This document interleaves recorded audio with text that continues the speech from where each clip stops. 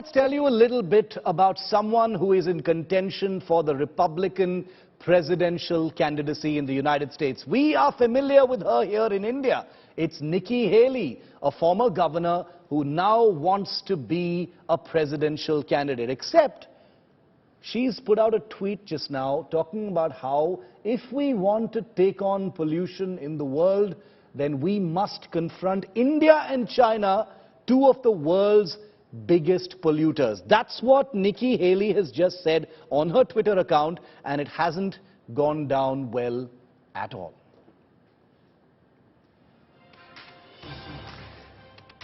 If we want to be serious about saving the environment, we need to confront India and China.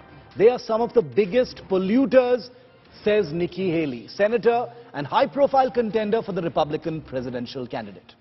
Haley is of Indian origin, as everyone knows, and usually has a stance that can be interpreted as, well, pro-India.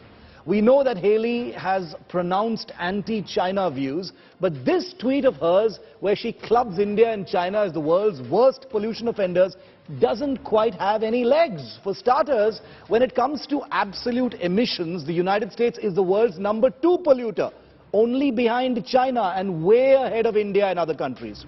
In terms of per capita emissions, which is a much more accurate index of any country's contribution to global pollution, the United States, viewer, is by far the #1 polluter on earth, outstripping other top nations by miles. India isn't even in the top 10 of the world's biggest per capita polluters.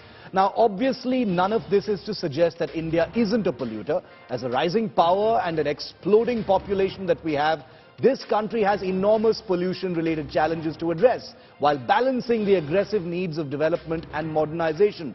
But that doesn't mean India should stand around and accept being a punching bag for a presidential ticket hopeful in the United States, should it? The Indian-American community is not only one of the most influential in the US, but also one of the most crucial in several parts of the United States. If Nikki Haley is interested in a real discussion on pollution, she should consider dehyphenating India and China, getting real. Maybe Haley has bunged India into her tweet about China in an effort to offset her own Indianness. I can only guess, because as a global superpower, the United States has often positioned itself as a leader in international affairs. Nikki Haley's time would be better spent then questioning US environmental policies and actions and Washington's commitment to global environmental responsibilities, especially since it is the US that has withdrawn from international agreements like the Paris Agreement and failed to meet emission reduction targets. If Nikki Haley wants to be taken seriously on pollution, she can feel free to confront India, but if she doesn't also confront the United States, then her credibility will be much like America's own when it comes to being a global environmental police.